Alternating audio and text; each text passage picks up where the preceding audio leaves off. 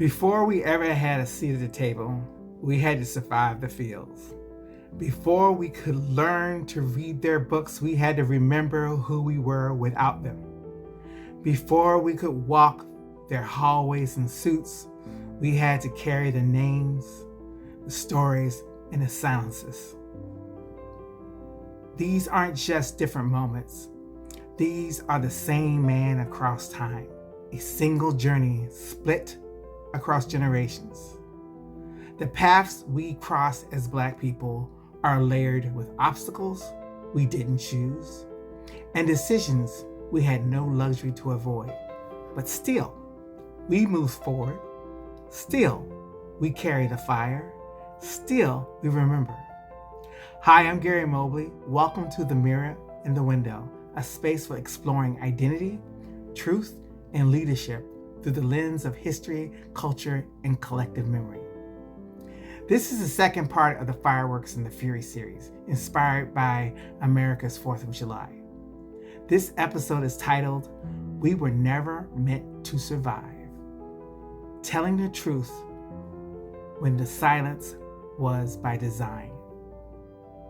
In this episode, we're turning our attention to the stories that were never meant to reach us, but did. Stories that live inside our bones, our institutions, and our inheritances. Stories that were silenced, rewritten, or simply never told. Until recently. Some stories don't disappear, they are buried. Buried under shame, fear, and someone else's version of history. We grew up thinking our silence is just part of the design. But stories don't die, they wait. Sometimes in pain, sometimes in protest, until we're ready to hear them. But all of them live inside, using the choices we make, in the silence we keep, and in the questions we dare to ask. Let's begin. Roots, the miniseries, was a foundational American epic that traces one Black family story, from freedom to enslavement to survival, revealing how identity is stolen and fiercely reclaimed. The African young man Kunta Kinte's life is forever altered when he is kidnapped, enslaved, and forced to give up his past. You're going to learn to say your name. Let me hear you say it. What's your name? Kunta Kinte.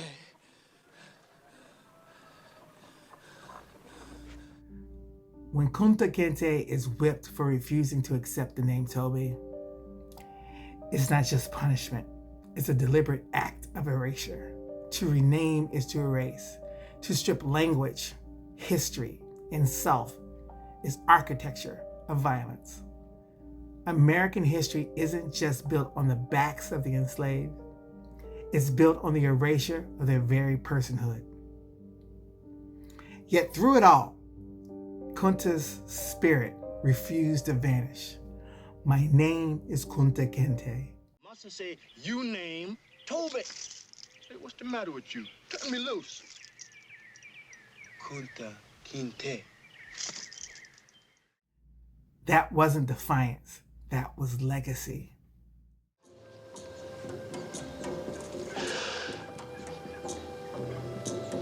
You hear me?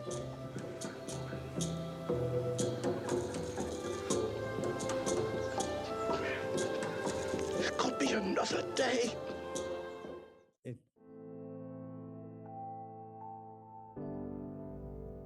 The fight to hold on to identity in the face of erasure echoes into our modern stories. Before America wrote itself into freedom, it buried the truth. Watchmen is a genre-bending series that exposes America's buried racial history. Watchmen doesn't ease us into this world. It drops us dead center into history that was nearly erased, the 1921 Tulsa Massacre.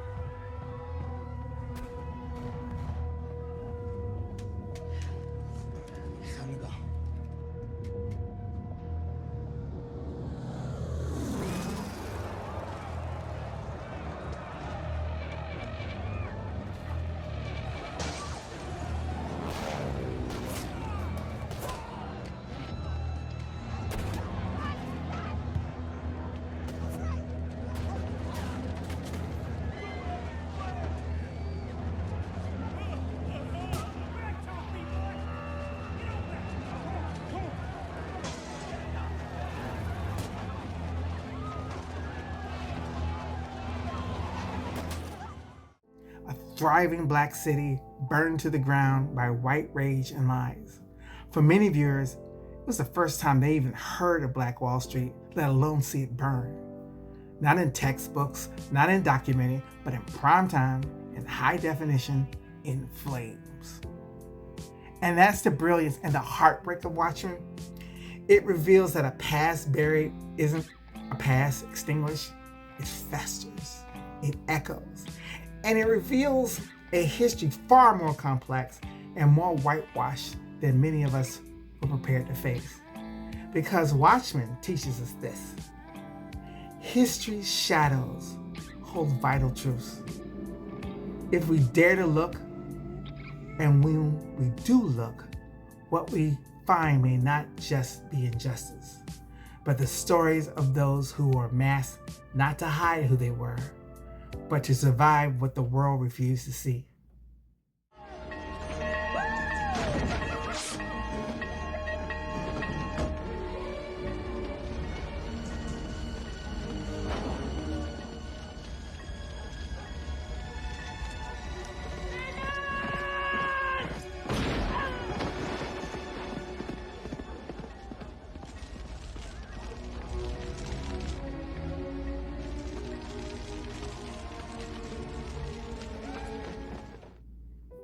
Like Tulsa, Oklahoma's Greenwood, Rosewood was a real city.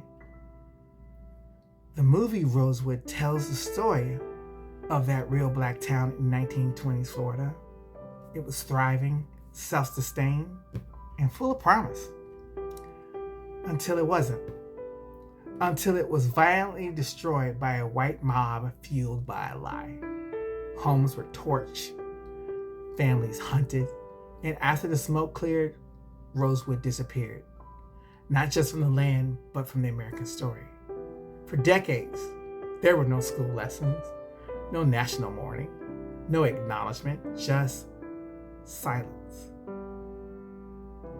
And that silence wasn't accidental. It was intentional. A deliberate erasure designed not just to protect the perpetrators, but to deny the descendants of victims the right to grieve, to name, and reclaim. But history doesn't vanish. It lingers in bloodlines, in whispers. Children of Rosewood survivors grew up not knowing why their family never returned home, why land titles disappeared, why no one talked about the fire. The next generation inherited not just a loss, but a vacuum, where pride, land, and belonging should have been. And the children of the mob, they inherited silence too, a different kind of distortion. The lie of innocence cloaked in omission. Because when history is hidden, no one escapes unscathed, only differently wounded. Rosewood reminds us erasure doesn't just rob us of memory. It robs generations of context, of identity, of truth they need to heal. And until we name what was taken, we cannot fully understand who we become.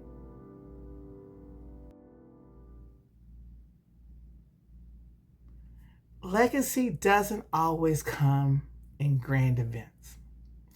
Sometimes it's in the quiet battles fought within families.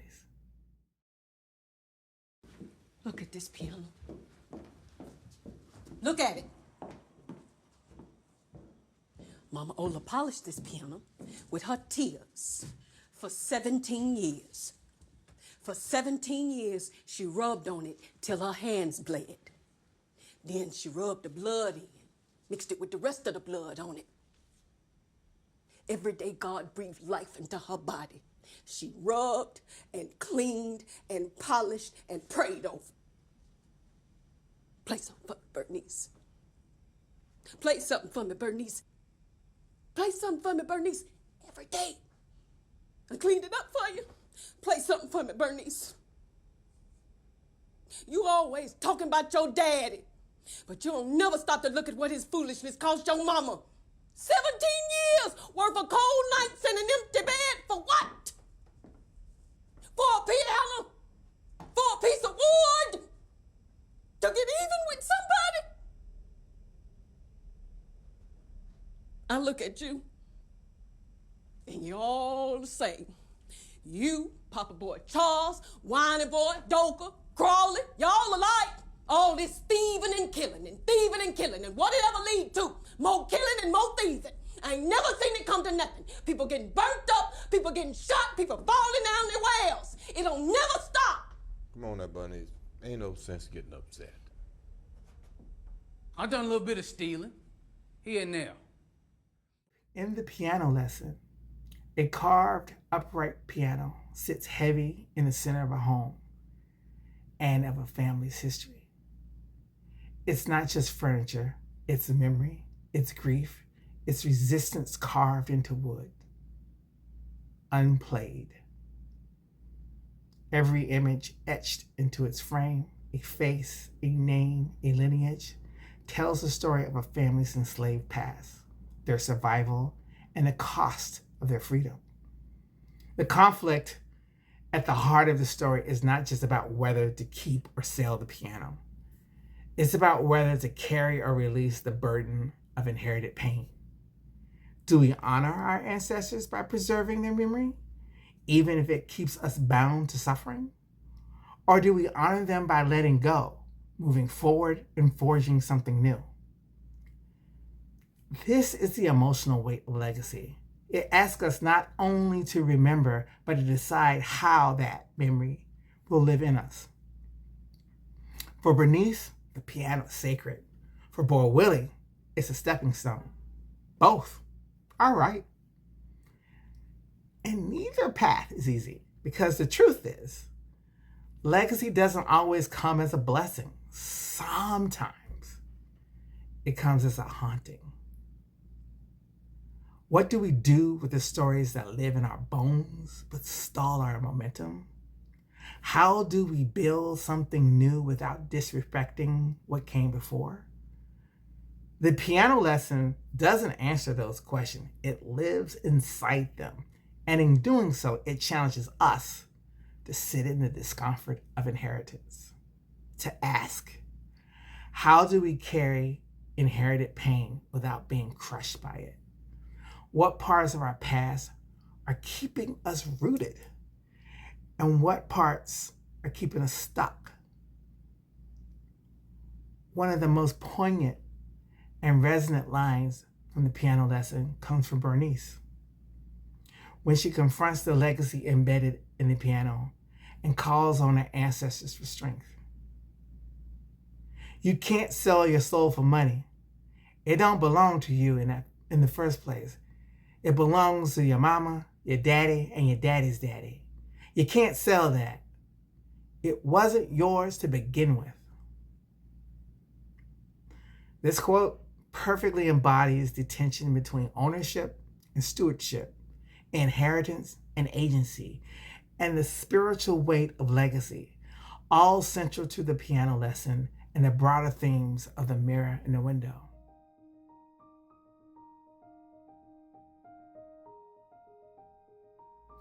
These films don't just tell stories, they offer mirrors and maps. They show us what happens when history is buried, identity is renamed, and when silence becomes inheritance. They reveal how memory, when unclaimed, can haunt not only individuals, but generations. As a coach, I sit with people at the edge of awareness and transformation, where legacy meets leadership, where performance may mask pain, where clarity is waiting behind the stories we have yet to learn to tell or to understand.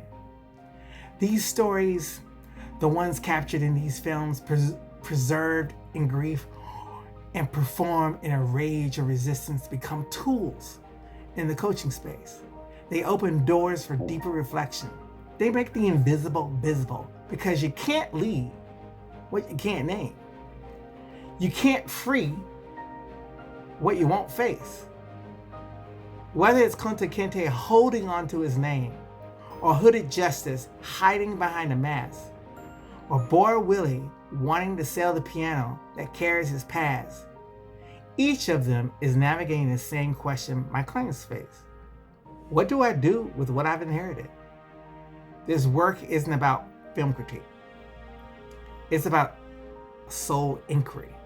It's about using art to create access points to truth, to self, to freedom. When I bring this podcast into my coaching and consulting practice, I'm not just bringing cultural commentary. I'm bringing a new language for reckoning, for healing, for leading with consciousness and courage. Because the past may not belong to us, but the future, and we get to shape it together. Thank you for taking time to share this journey with me through the places we often leave unnamed. If this episode stirred something in you, I'd love to hear it. Leave a comment, share it with someone you're in conversation with. And until then, stay open, stay grounded, and stay in conversation. This is The Mirror in the Window, and I'm Gary Mobley. Thank you for listening.